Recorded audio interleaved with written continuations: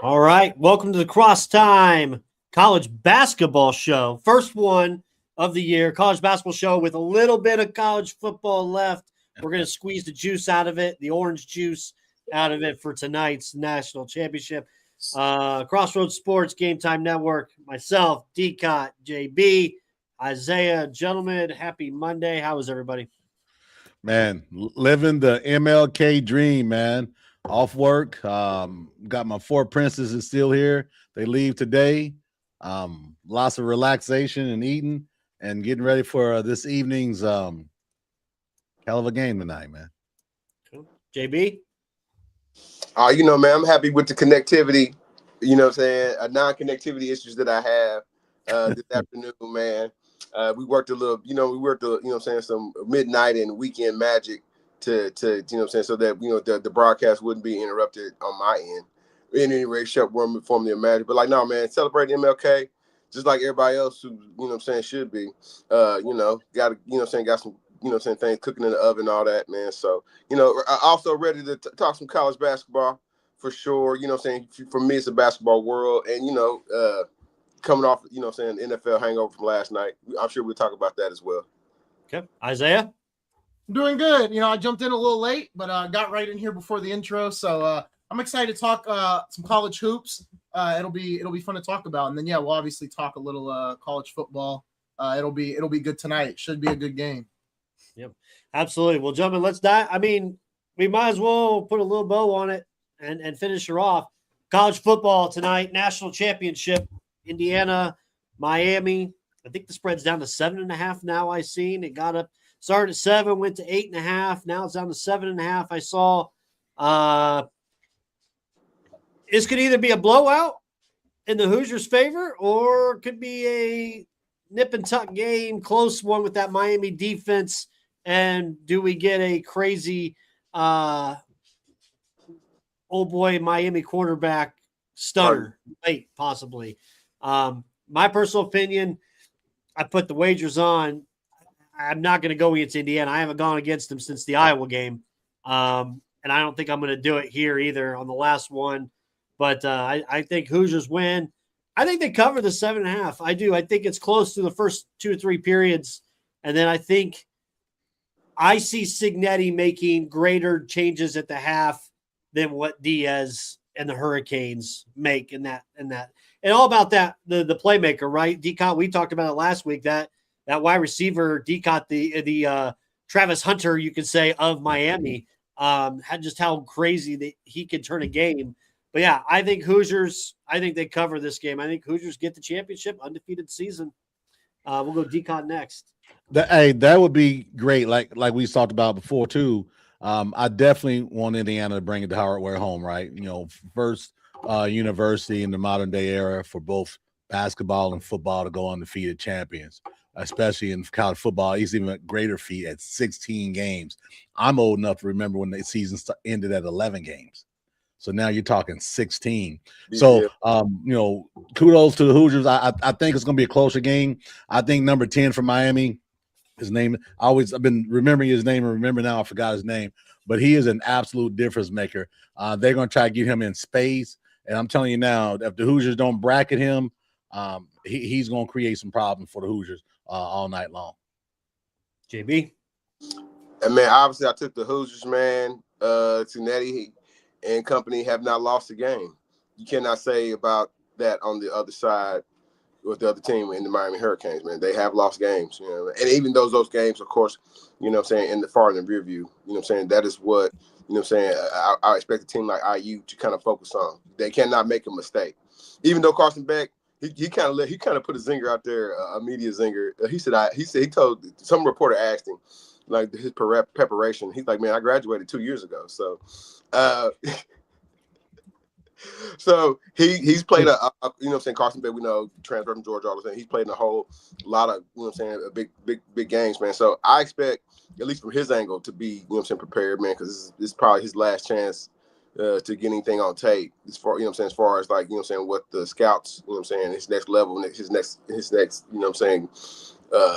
quarterback, wherever he plays at next professionally. So, But I took the Hoosiers just because, just not because I'm an Indiana homer or anything like that. Just because, you know what I'm saying, they beaten better teams. They're undefeated and they beaten better quality teams, man. So I don't think, you know what I'm saying, they've had fans all around. Of course, Indiana kind of say, you know what I'm saying, think that the Cincinnati and company is going, you know what I'm saying, it's going to be the same set of circumstances like they did against Oregon, or, you know what I'm saying, some of these other belt to ass, you know what I'm saying, victories that they had through the course of the season. I don't necessarily think you get a three or more scores up on the Miami Hurricanes, but I think the Hoosiers can score, can get 2 up on them for sure. So I'm going with the Hoosiers, and I think it's going to be a 2-score affair.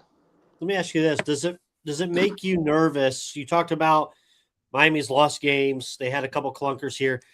IU really hasn't had their clunker of a game. Does it make you nervous that this could be they're due for a clunker, or are you feel that they've kind of had those close ones that they've overcame it and all tracks, all roads on the track are going correctly? Yeah, I that's what you call it a clunker, that daggone Penn State game that they didn't want to, it was almost a nightmare for them. They probably wouldn't necessarily been a higher seed in this position.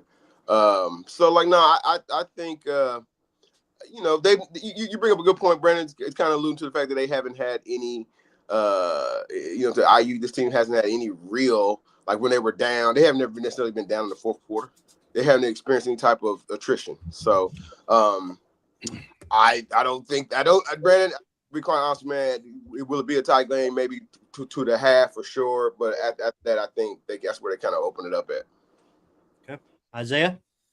I think it's going to be a good one. I doubted IU multiple weeks ago when they played Oregon in the regular season. I'm not going to doubt them this time around. I think IU is going to win the game tonight. And I think, after the Pacers mishap, the Fever mishap, the Colts mishap, I think hopefully tonight we break what has felt like a curse for the last 12 months.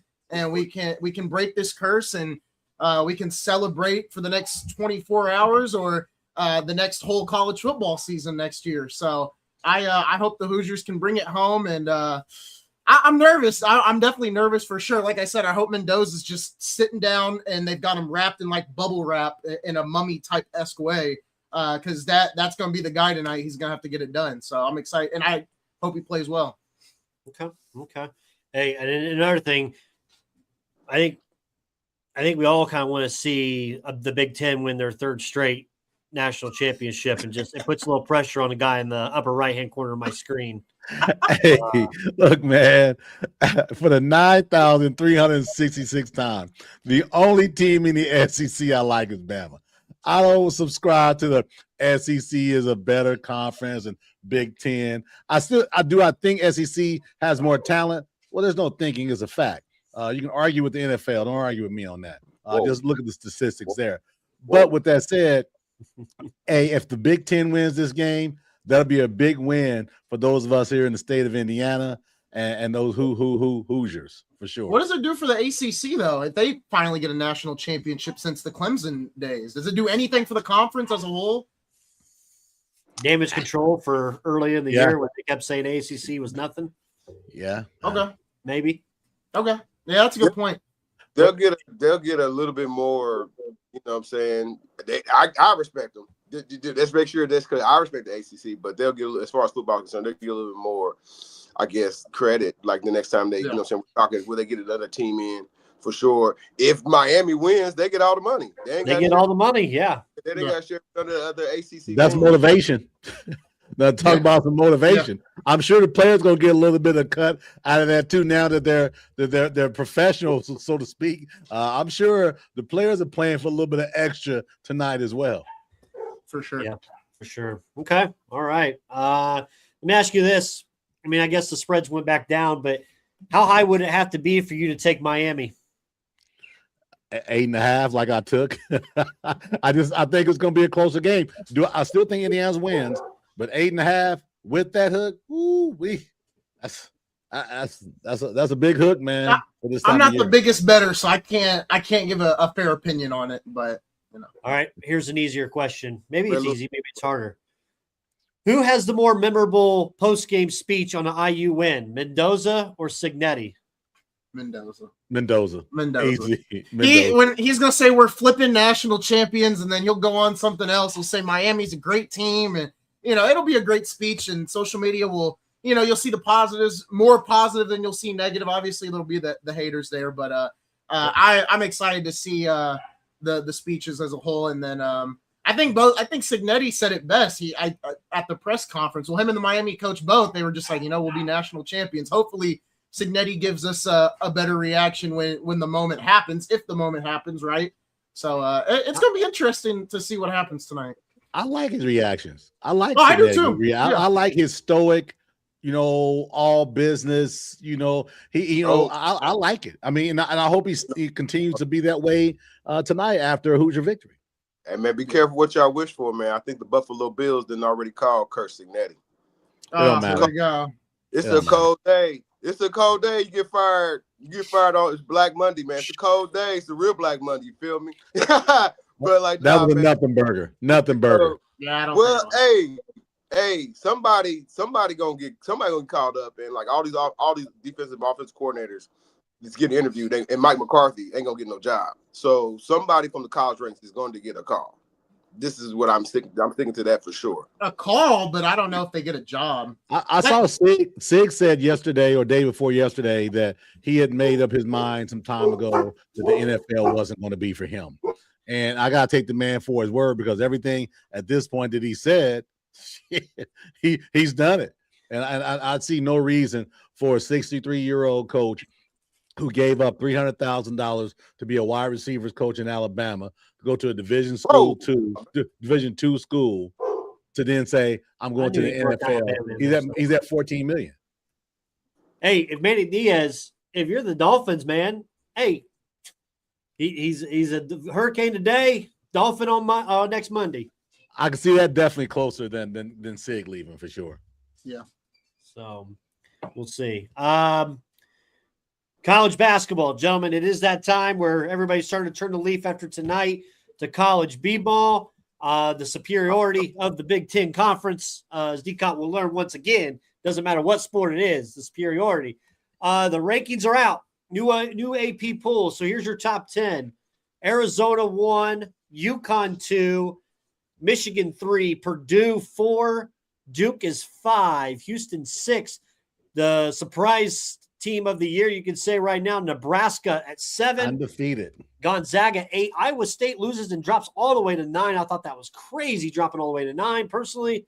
And then the Spartans of Michigan State, number 10. As we look at that and we start to hit the stride in conference action, first storyline, what's one of your top storylines, DCOT, that you're looking forward to as we turn the page to college b-ball? Man, I'm liking Arizona.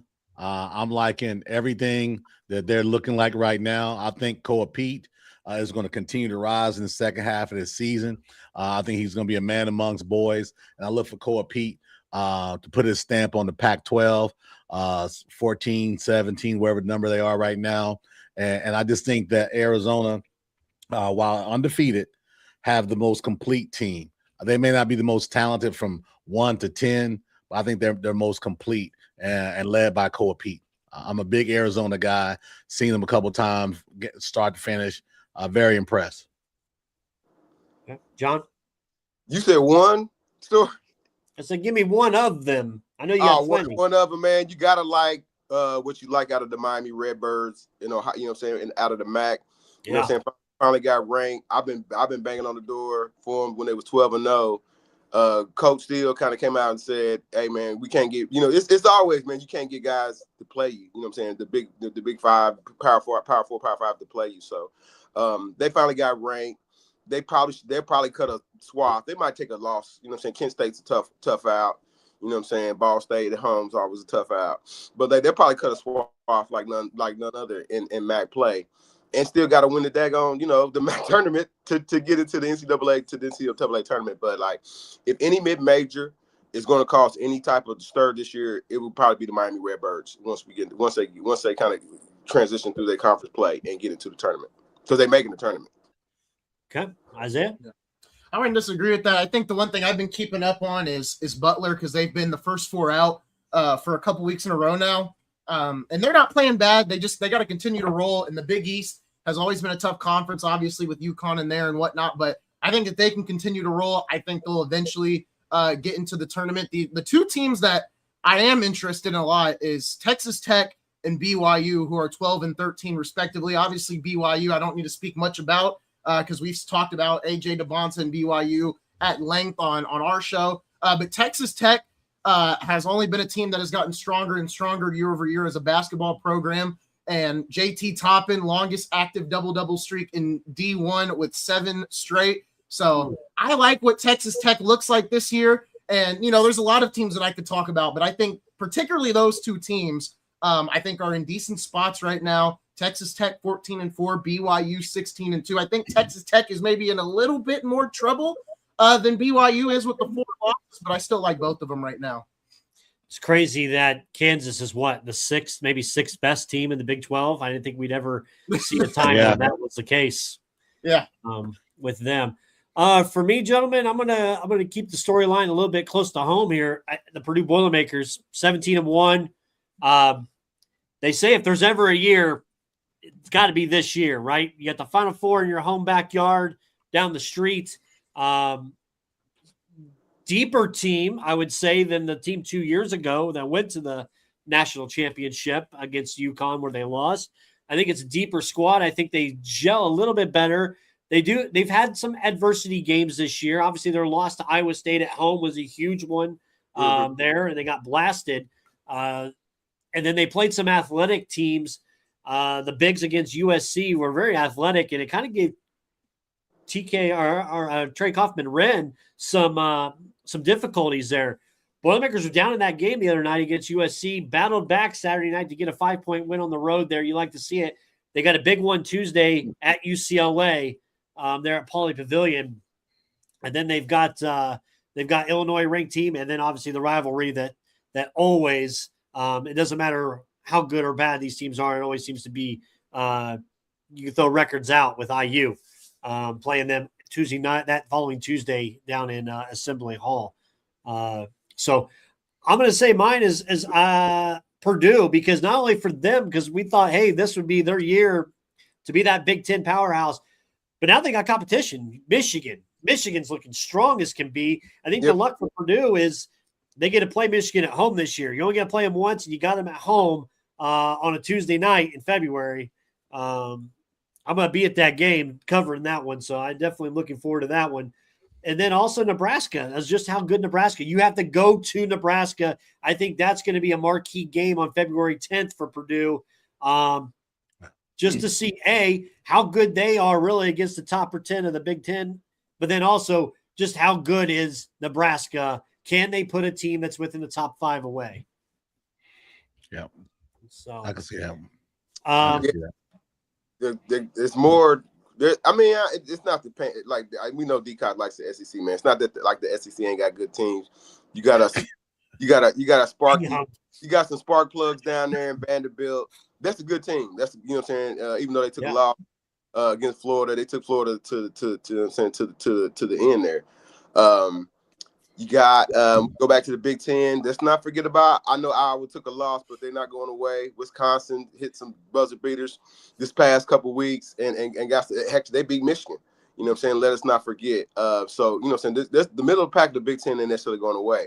On the struggle bus is the Hoosiers. I'm sorry. I was going to ask you, what's your thoughts on the Hoosiers? A good. So you know what I'm saying. I was gonna say divorce. Sorry, because DeVries. Same hot seat. DeVries. You see what I really brought everybody, man. I think what Nebraska is running is what DeVries wants to run once he gets. You know what I'm saying? All his, like a lot of the guys that he kind of brought in are mid-major, you know what I'm saying, super seniors and whatnot, man. I really think, like, once DeVries gets all his guys that he really wants in, the young talent, or whether it be, you know what I'm saying, Indiana All-Star, McDonald's All-American, or transfer portal players, that's the kind of style they want to play. They are a great jump shooting team at home, but if the shots ain't going in, You know what I'm saying? Shots really don't, you know what I'm saying? You had to be, you know what I'm saying, elite level, Larry Bird, Imani Bates type of, you know what I'm saying, Steph Curry type of shooting on the road to get the kind of what they want to do. So at home, they have a fighter's chance against any whether it be, you know, anybody in the mid part of the Big Ten. You know what I'm saying? So it's gonna be an uphill battle for IU. They're gonna have to win out, probably win a game or two in the because their Kempom is in the tank. And they didn't really schedule anybody, you know what I'm saying, in the preseason. So they're gonna have to win out and win probably a game or two in the Big Ten tournament. Okay. Yeah, they are currently, their net right now is a 38. So it's right there right now on the verge of bubble for them. Biggest thing I think is that they're 0-5 against quad 1 teams. So John, me and you have done committee shows at the end of the year when we do our bracketology show. You can't go 0 in these quad 1 games, and then you're 7-0 against quad 4s, right? Talk about soft schedules and such. They gotta put some of these games away. They've got a chance coming up on Tuesday tomorrow if they can somehow knock off number 3 Michigan up in Michigan. It's a tough part of their schedule. I mean, I hate to say it, but yeah. You're at home against Nebraska, loss, at Michigan State, loss, Iowa, at home, big loss. Now you're at Michigan, then Rutgers, and then Purdue. At that point afterwards, you only got 9 games left in the Big Ten. So better win 7 out of 8. You know, at that point, after you get through this stretch, you know, and I think they're, from a youth perspective, Indiana's a year away from being a significant player in the Big Ten. Yeah, this is growing pains for them, and yeah, them getting in the Big Ten, getting slapped around, and then going to the Big Ten tournament can help them grow. But I don't think that anybody's thinking that this Indiana team is going to make the type of noise that the Hoosier faithful would like to see. and I think when you're, DeVries just got there, correct? So I mean, yeah, I think JB hit it on the head. I mean, a lot of the players that you're bringing in aren't from big time schools, not yet. I mean, we could get to that point, but a lot of them are from mid-major schools. And I think with DeVries, you got to start with that, and you got to continue to work your way up with talent. And you know, we've talked to coaches on our show where it's not a lot of high school talent you bring in, especially at the college basketball level. You know, everyone talks about college football and how it's so many transfers. With college basketball, I mean, you can go to the NAIA, you can go anywhere and get talent. In high school, unless you're not that top 5%, you're really not getting recruited by a major D1 program. So I like the hire from DeVries. I thought it was a really good hire. It's going to take time, though, and Hoosier fans are going to be patient. This isn't going to be a Signetti situation that comes around once in a lifetime at times. So I think you got to wait a little bit. You got to be patient when you're IU basketball fans, but I know IU basketball fans don't have that many patience because it's been a while since they seen some success. I mean, the last time I can think of success for this program was probably when Zeller, Oladipo, and Farrell were in there. And maybe I could be wrong, but that's when I remember. Oh, the last Big Ten title team, yeah. That's the last time I can remember actively sitting down and watching the Hoosiers every single night basketball-wise. Now I watch Butler and a little bit of Purdue, of course, yeah.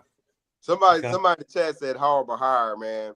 And like, man, we can go down a wormhole of who they should have hired. I think at one point Fred Hoiberg probably was out there. It's kind of crazy that even him with being, you know what I'm saying, he played for the Pacers and having Indiana ties, you would think, you know what I'm saying, he would have maybe necessarily got a call.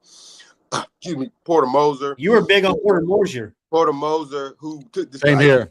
I think he just took a job in Oklahoma and probably really wanted a job, you know what I'm saying, somewhere closer in the Midwest, maybe Illinois, maybe IU. And again, whatever didn't pan out. So DeVries was kind of like the last man. I don't want to say last man standing. They could have got the homie from Miami, but he didn't necessarily have the resume to walk. He got the resume now to where, you know what I'm saying, Coach Steele will be, you know what I'm saying, be talked about next season.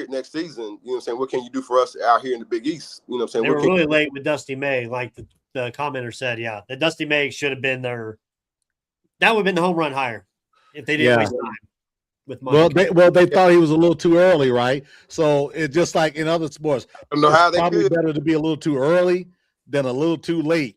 Yeah. And they were a little too late on Dusty May. They were probably thinking, is he there yet?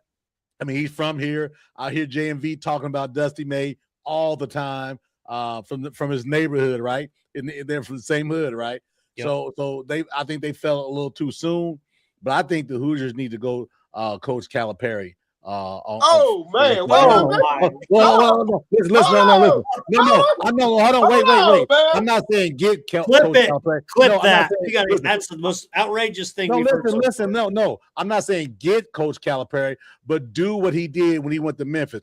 Open up those purse strings and start really paying some of these guys, these 5 stars, to come and take a look. Similar to what Mike Davis did after Bob Knight got fired. You got to go deep into your pockets and pay a little bit of extra for these guys that aren't going to come to Indiana. You got to get that thing built back up. We talk about Hoosiers being a blue blood. Yo, bro, last title, 87. Last significant season was 2002. All that money is shipping over east of the Assembly I Hall? got it. We talked about that, right?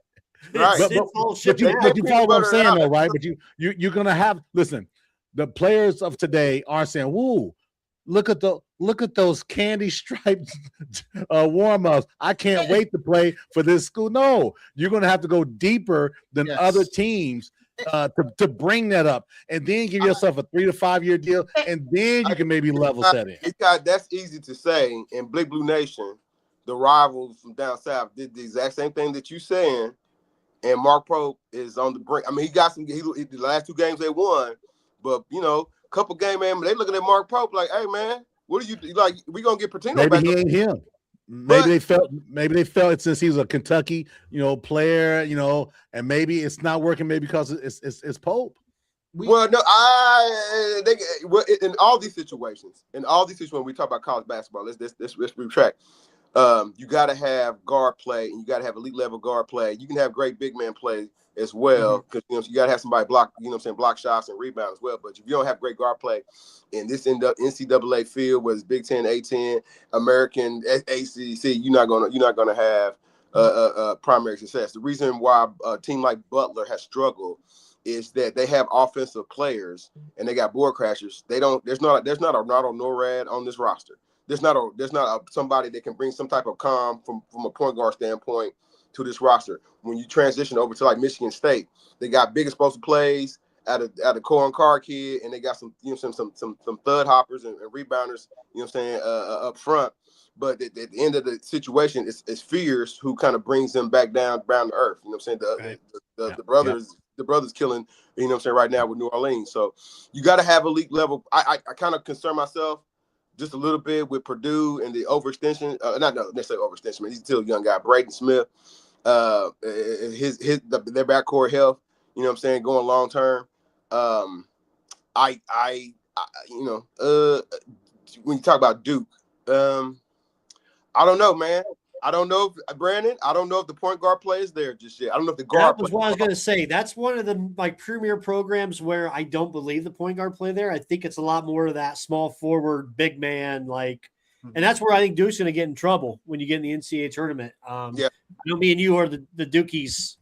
We're the Cameron Crazies here, a little bit on the side, but NBA is coming. NBA is coming to Cameron Indoor, buddy. I know. Here's my thing, and John, we talked about this on our show, and I think D-Cott, we may have talked at some point. The difference, you go out and get a 5-star player and say, hey, boom, we've got 1 or 2 5 stars. Let's throw them into our team of the rest of everybody else, and we'll do whatever, right? Yeah. Purdue, and you can say IU did that at sometimes with a player or so. With Purdue, Matt Painter, they're not getting the 5-star guys Matt gets the guys that fit his system well and will succeed well at that program with that talent, right? I'm going to get a 3-star, but you know what? He may play like a 5-star with the way our system is. That's what Matt has done to build that program up. Not going out. The one time they did, we know what happened, right? They got Jaden Ivey. They ended up getting bounced because they tried to run it through him the entire time. That's not Purdue's system. Purdue's system is getting 3- and 4-star guys, getting them to play Matt's system and get him to succeed. So I think that's the difference. And if IU can find a way to do that and not just worry about getting the most number 1 or number 2, number 3 guys in America, I think they can be successful. And I think that's what college basketball mostly is. It's fit. When I watch the NBA and I watch college basketball and I watch high school basketball, I think the NBA and high school are so different to college because two of them are players. It's the best player on the floor. The one in the middle, which is college, is system. What's the best system fit? And, watching even at the NAIA level, it's the same thing. You can have a guy putting up 25 points for you. You can have two guys giving you 20 points, but if you got four guys giving you 15 or 17 points per game, that team is primarily going to win it all because they've got so many guys that can do multiple things and that know their role. So I think for IU, you need those star players here and there, but it's, do they fit your system? Do they fit what you want to run? And are they going to follow that on an everyday basis? Because at the end of the day, that's what's going to win you a national championship. I know a lot of people don't like the UConn head coach, but there's a reason why he's so successful, because he finds guys that are willing to buy in to his system in an NIL world. And that's why a lot of the teams at the top of the college basketball world work out, because regardless of the money, they buy into the system that's at that university. Yep. John, you had something? No, man, that would be the team, like Hoffman just said, man, UConn, they not going away, man. They still got All-American up there, Caban. I know I'm messing up his name, man, last name. And then the kid from here, Mullins, he went up there. He looked like he could be Chris Mullen in 4 years. He's not gonna stay 4 years, man. So unfortunately, man, he probably gonna come to the NBA and turn into a Danny Ainge, man. We won't get the full package, Chris Mullen, man. I also, Brandon Reed brought up, he blew the nugget out there saying Kansas is 6, man. I think Kansas they're still dangerous, man. They're Darren Peterson, man. They're gonna unleash him. Future Pacer. He said, Hey, it's gonna be DeBonce. I'm telling you. Hey, Brandon, you just funny you say that, right? Because one of the things I was looking at this weekend was just that. How they do these comps. His comp, they say, is almost Kobe Bryant. Listen, here's the thing. We do a lot of the, remember Howard Minor was Baby Jordan. So let's pump our brakes. Let's pump the brakes. But to that point, I've seen this guy play 3 games. Mm-hmm. He looks focused, man. He looked Kobe focused. I feel like every time we do the Kobe comparison, it never works out. Wade. I give you Dwayne Wade. I'm passing then if I'm the number 1 pick. Then if that's the case, I hate hearing the Kobe comparison. Listen, that's why I got this hat on today, because I'm segmenting, right? When we get the number 1 pick, because it's going to happen, because the NBA owes us from '84 from the Patrick Ewing fiasco. Okay. If you're telling me it's Dwayne Wade, I'm going to say no. I'm going to go with AJ or and this is my guy I like more and more, Mr. Wilson from North Carolina. Okay. Yeah. I mean, we're going to be 6'9" Kevin Garnett, man. But 6'9" Kevin Garnett, not 6'11" Garnett. Different game now. Anyway, I think DeBonce to me is still the guy, the number 1 overall pick, especially in this Pacer system with Halliburton. I get it. Peterson is a great scorer. You can't teach that. It's got to be DeBonce. I'm sorry. It's got to be DeBonce. You can't teach that. That's what we're running, man. We're running, man. Hey, listen, hey, folks, y'all see this? No. We start talking about our Pacers. Boy, the room lights up. Listen. Talking because you know why? Because it's going to happen. I have a question to pose to everybody here, right? You've got DeBonce, Boozer, Peterson, Wilson, a Cuff from Arkansas, Koa P. Like, those are the top 6 that everyone's talking about. Yep. Are any of those guys? Because I feel like when we talk about the top prospects in the draft, especially in the last decade, they usually don't win the national championship. Do you think that changes this year? Because I feel like in a lot of the years, I mean, Suggs is an outlier because obviously, Gonzaga didn't win it. Did Suggs win it with Gonzaga? I can't think off the top of my head. I know he lost. Sorry. Mm-hmm. But I feel like we haven't seen a top prospect walk away with the national championship in some time now. And I honestly, as much as I love these guys, it's like, well, I think we're going to get to March and they're going to lose to Tennessee or Vanderbilt or something like that. Because it's March. If Braden Smith's the number 1 pick, then maybe it'll be the first time. But I mean, Braden's gonna get picked, but he won't. He won't get picked, John. You said he wasn't NBA talent back in the day. That's back in the day. I'd have to watch him more and give you. I'll have to watch some more of him and get back to you. I really don't know. He's bigger in person. He's bigger in person. When we were at New Year's Eve and we went to the game after the Pacers game, when Grace Cobbs played, he was there talking to the kid from Hamilton Southeastern and went to Michigan State. Braden Smith looked 6'6" to me because we were on the floor. He looked. Remember Isaiah Gary Harris? Yeah, Gary Harris. They were talking. I didn't know he knew Gary. Well, that area, but him and Gary Harris are real cool. He came out. He looks 6'6" to me. I don't know what he's listed at, but he looks big. He's like 6'2", I think. Brandon, 6'2", what were you going to say? I don't know. Maybe it was just because maybe Gary Harris is smaller than him, but he just looked bigger. He just looked bigger to me than I thought he was in person. Brandon, what were you going to say? He need to get some Steve Blake tape, man. Get him the good old Portland Steve Blake tape. Learn how to play. Hey, listen. No Steve Blake. Steve Blake ain't no bum. Whoa. Steve Blake played in the league longer than his cohort who won the national title in 2002 against the Hoosiers.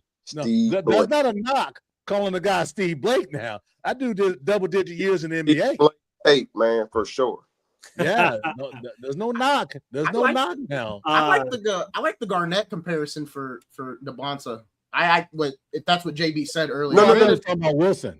Oh, okay, sorry. No, DeBonsa is gonna be like Al Harrington on steroids. That's Paul George. Athleticism? No. DeBonsa doesn't have a jump shot yet to me though. He can't. He's bigger, he's got a mid-range, but everything outside of that, it's not there yet. But I don't know if he doesn't need that right now. I don't think he can get downhill. He's got the mid. He get to the free throw line. Yeah, you like AJ DeBonsa. Like the top 4 picks. Like even if the Pacers start winning games in March, hey, and they're gonna play hard.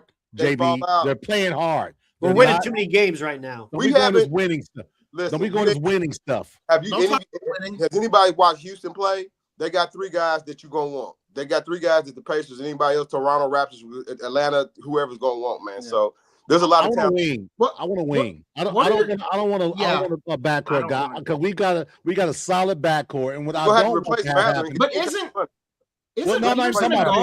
I'm talking about Tyrese. I'm talking about Nembhard, and I'm talking about TJ, that 3-headed monster. If you bring in a 4th guard, he's going to come off the bench, and he might get smothered. I want a wing guy because Ben is going to probably be gone, and maybe another guy as well. I want a wing guy, and if Wilson is anything what they're talking about, he could be Len Bias as well too. I'm telling you now. And I've heard. Listen, I've heard it too. I've heard it too. Say that. I'm not comparing him that way because I saw Len Bias at Maryland.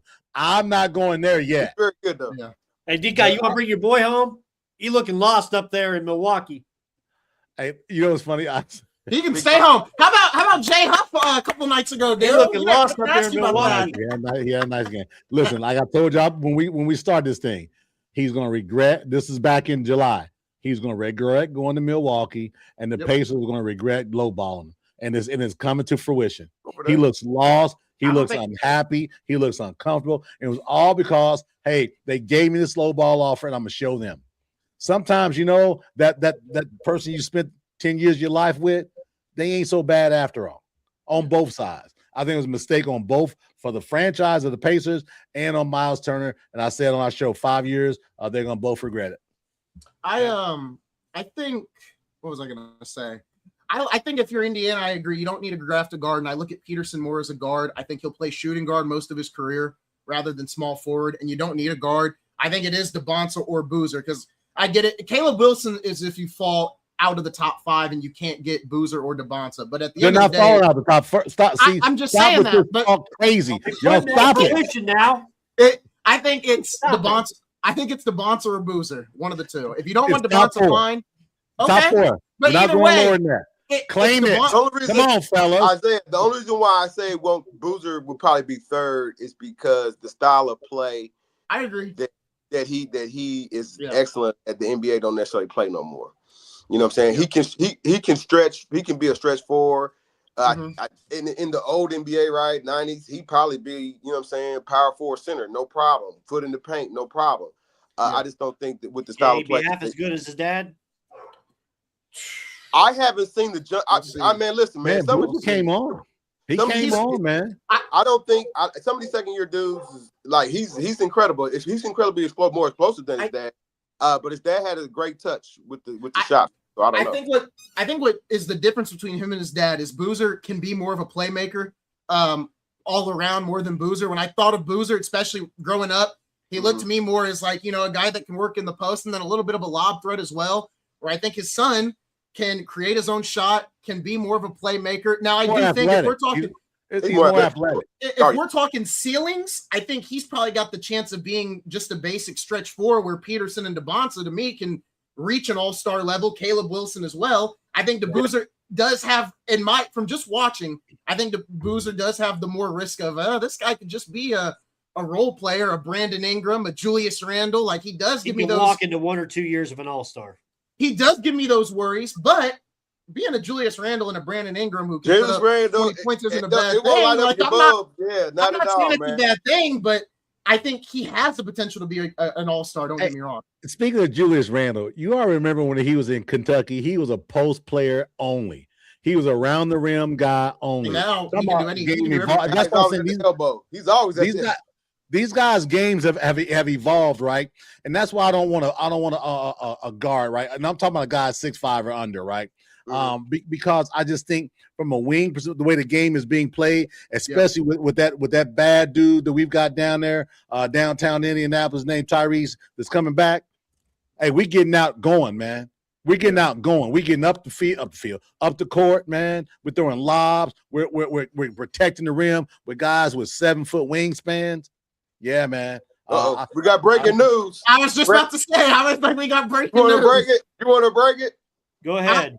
All right. Well, the Dolphins have found their head coach. They're going with Packers defensive coordinator Jeff Hafley. I don't know how to say the last name. Hafley? I don't even know. I guess. All right. Hey, it's not the worst hire yet, because if the Titans hire Matt Nagy, I'm gonna go on the show and I'm gonna rip the Titans. Then it might be even worse if the Steelers go Mike McCarthy. So just be prepared. That's their homeboy. Brandon, that's their homeboy. Listen. I told you. Did I not tell you this was my nightmare I had? He says his nightmare. Stranger Things is here. We're in the world of Vecna. We're in the world of Vecna. Stranger Things is here. If McCarthy goes to Pittsburgh, book it that Aaron Rodgers is coming back for another God damn it. I called this like a month ago that if this would be a nightmare if it happened. Hey, I think the coming. The whole playing field is different, and I'm surprised the Dolphins went with this hire because you've got McDermott. Because now McDermott's out there. You've got Tomlin can't coach, but I do think now there's a couple teams that are going to sit and wait a little bit. I think the Falcons. The Stefanski hire has grown on me a little bit, but I'm still kind of iffy about it. That was so early, though. I mean, you could have waited on Stefanski. No one's beating Stefanski's door down. If I'm the Titans, hire him. If I'm the Titans and the Raiders, I'm obviously Flores is is going to be a contender for these jobs too. But if I'm the Titans and the Raiders, I'm hammering on McDermott now. I'm going for McDermott. McDermott ends up possibly a Raven too. Yeah, that's another good one. There's so many jobs that are opened up now. It's crazy.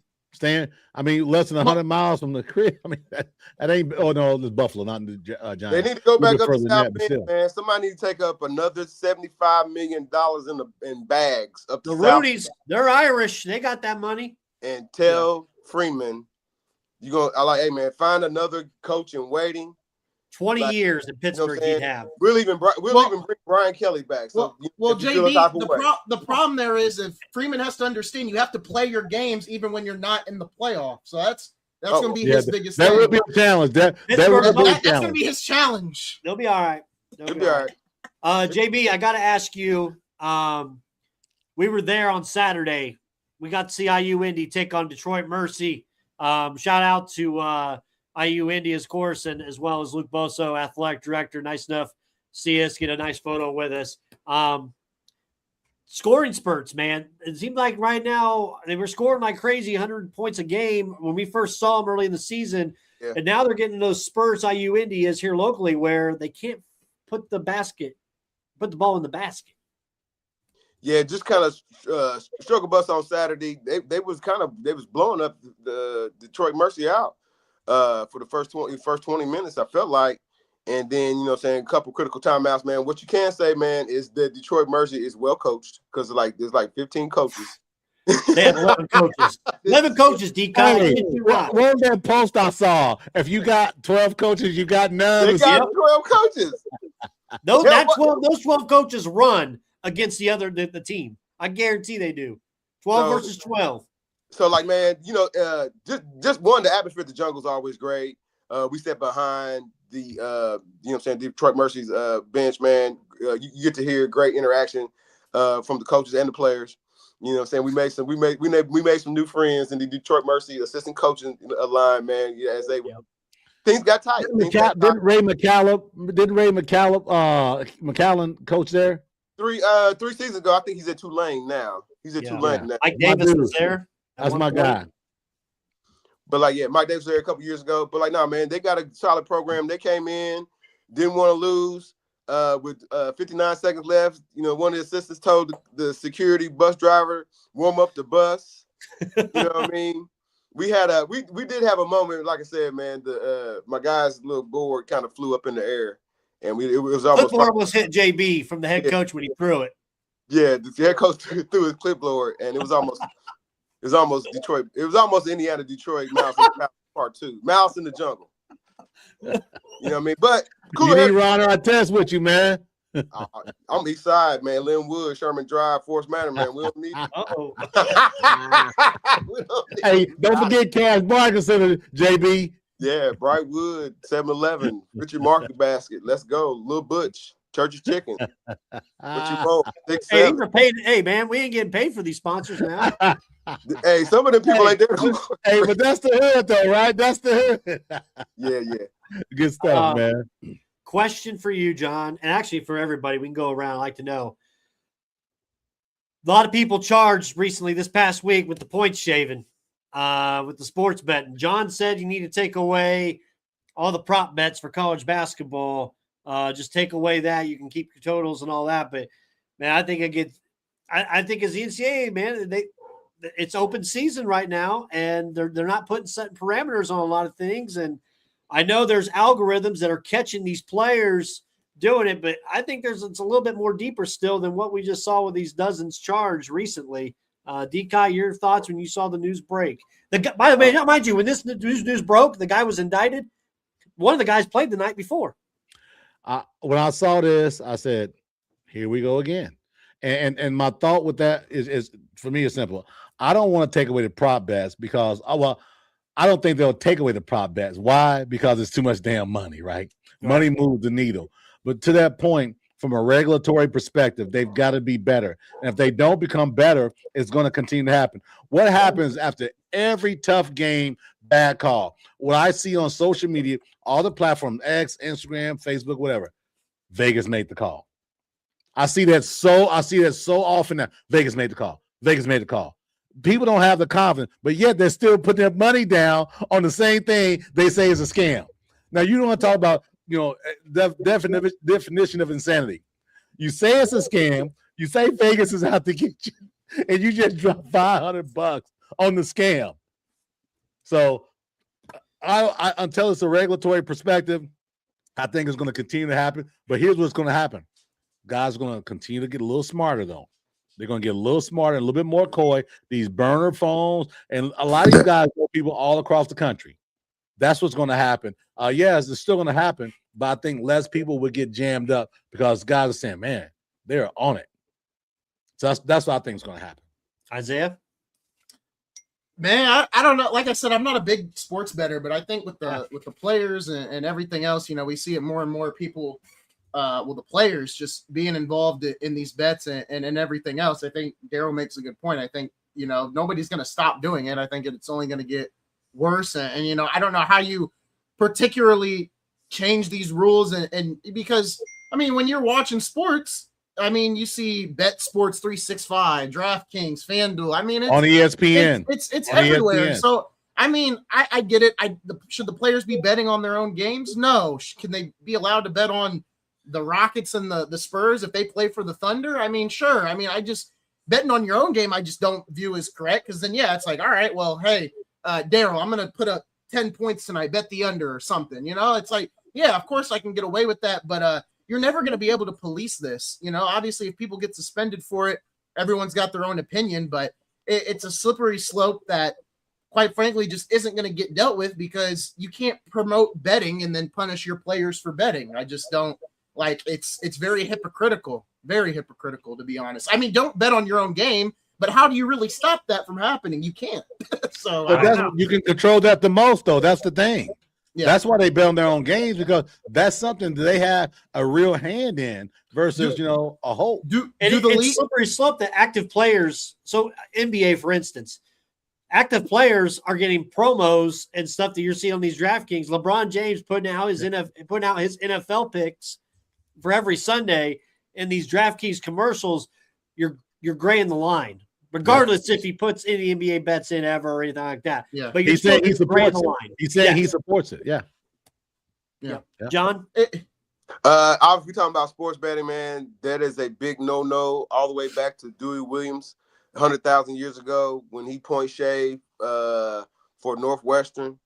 You cannot put your whatever talent the Lord have you believe in God. I do. You cannot put whatever talent that you were given and use it for, I know it sounds real kooky and real Spider-Man. You cannot use your talent for evil or any ill-gotten gain, man. So, you know what I'm saying? I know they get pep-up speeches from the coaches. I know they get pep-up speeches, you know what I'm saying, from the ADs and all those other things about being honest, man. What you need more money? You know what I'm saying? You got your NIL, you got a scholarship. Most of y'all are on super senior time anyway, man. Who you know are they getting their boys hooked up, JB? Are they hooking their boys up? Are they, these players, to your point? Man, I mean, you make a good point. Are they saying, listen, let's spread, the neighborhood we just talked about, 25th and Sherman.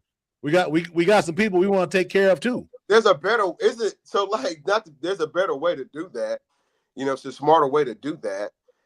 Where, no, I cannot. You want me to miss a rebound? No, I can't do that. You want me to, miss two or three shots? No, I can't do that. Like basketball, remember, we come from at least here in Indiana, man, this is a basketball world with us, man. And like basketball, winning is tantamount, getting yours is tantamount as well. But like cheating or, so that we can get an extra dollar, so they can get an extra dollar, a couple $100, whatever it was like, man, I couldn't, for me, and this is what I would preach is if I was a coach, this is what my coach, if I was AD, for me, we couldn't have that. And, I don't know what they can do. They maybe need to get rid of prop bets, side bets. I don't know, the fandom probably not going to have the betting folks ain't going to want. Yeah, that's going to be tough. We talked about that before when you went out. Yeah, because that's where a lot of money's coming from, to be quite honest. I mean, you're talking to the degenerates right here.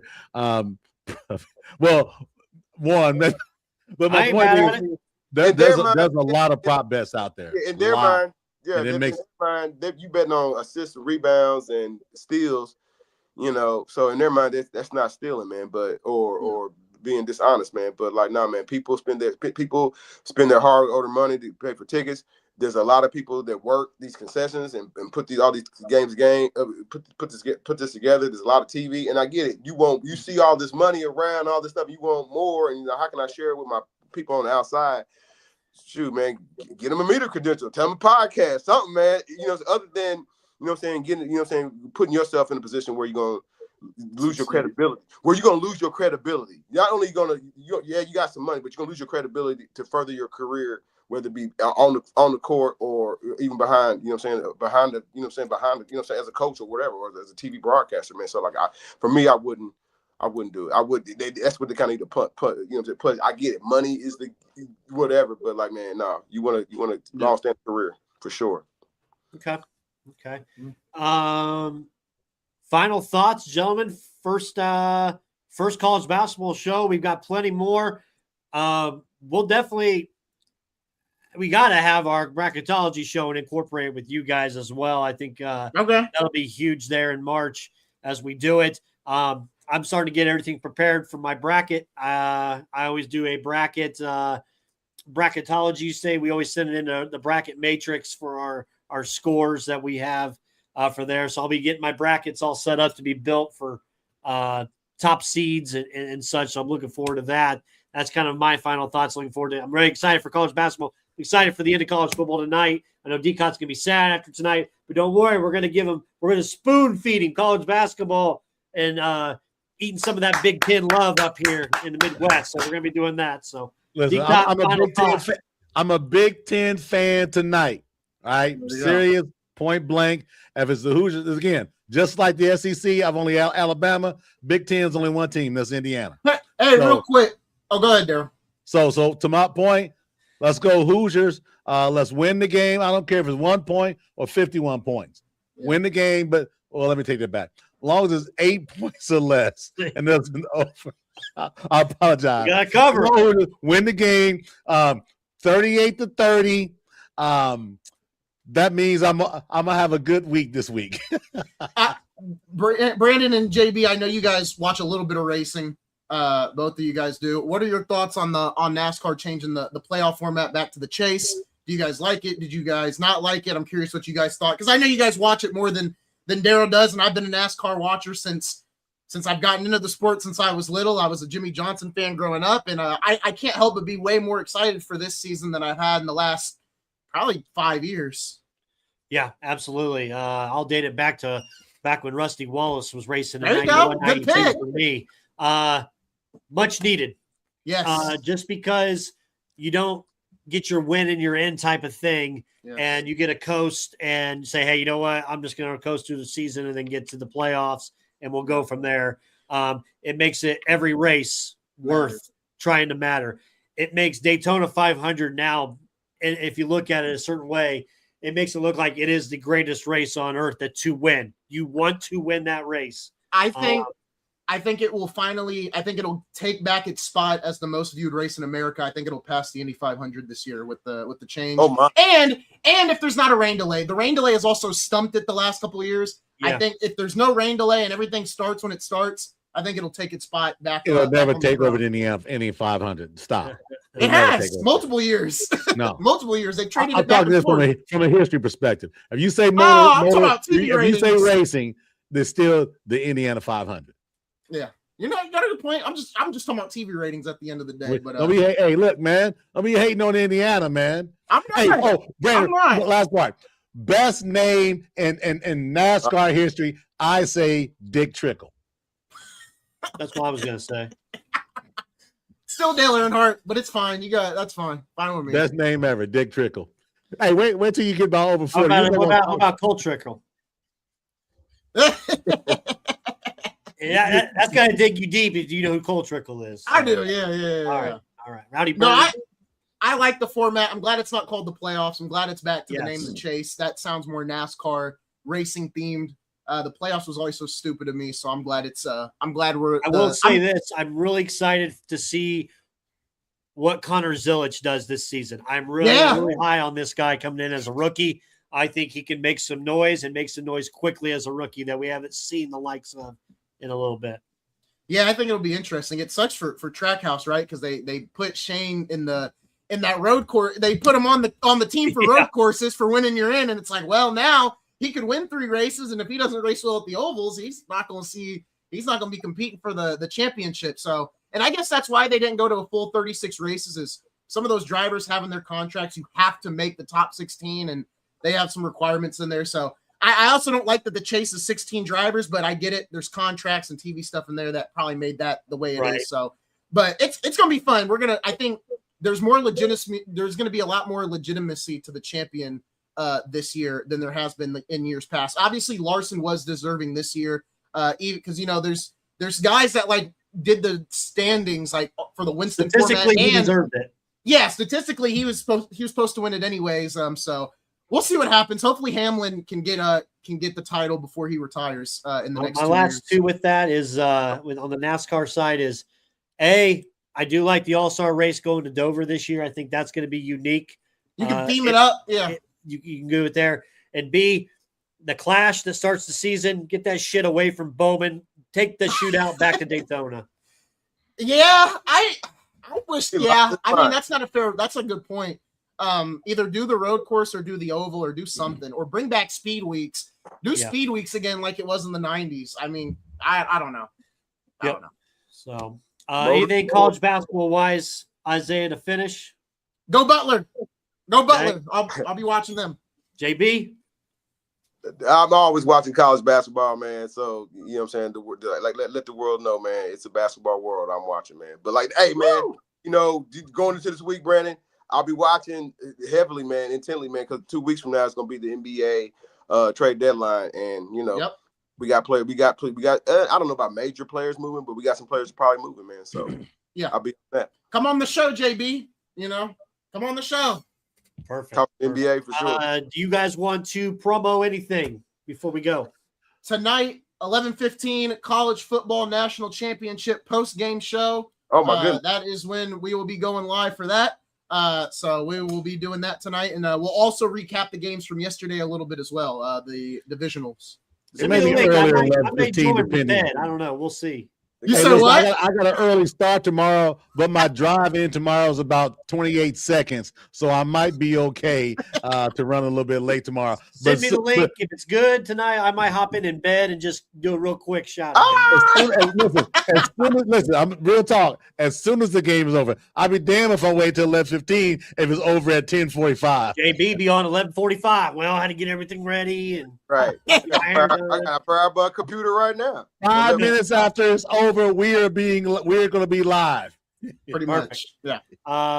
We'll be live Wednesday for our normal show. Looking forward to that. And we are planning, and we're getting it with the Ball State Sports podcast that they have. We're going to be doing a hypothetical Mount Rushmore mock draft of best Ball State teams. So we're going to be drafting our Ball State all-time team here in a couple of weeks. So looking forward to that with Willie Snead and the guys at that. Don't disrespect Ray McCallum. Do not disrespect Ray McCallum. Football. Oh, well, this is a basketball show. I'm thinking basketball. No, got one more. This is the last night of college football. My guy. Okay. I was gonna say I protect Ray now. I protect Ray now. He just transferred, but DeJuan Eccles, I went to high school with him. He just transferred from Ball State. He was there for 3 years. So okay. Yeah. We got some names. Lane Bishop is out there for sure. Yep. Nate Davis. You know what I mean? We got some names out there. Keith McKenzie. There's some names out there. That's right. So Carson Steele. All right, gentlemen. First college basketball show is a wrap. We'll join again next Sunday. We'll do it. College basketball, we'll do a little preview. We'll try to get a little bit of a routine in of topics and stuff. That way we can be able to chat that in. We'll create a document, Word doc or something for us. So tune in tonight. IU, Miami, go Hoosiers. Good luck to the Big Ten. Good luck to the Hoosiers. Bring home a national championship. We'll see you guys. Have a good night. Take care. Thanks for listening to the Crossroads Sports Radio Show. You can find more episodes on iTunes and the Google Play Store. Be sure to like and subscribe for more Crossroads Sports content.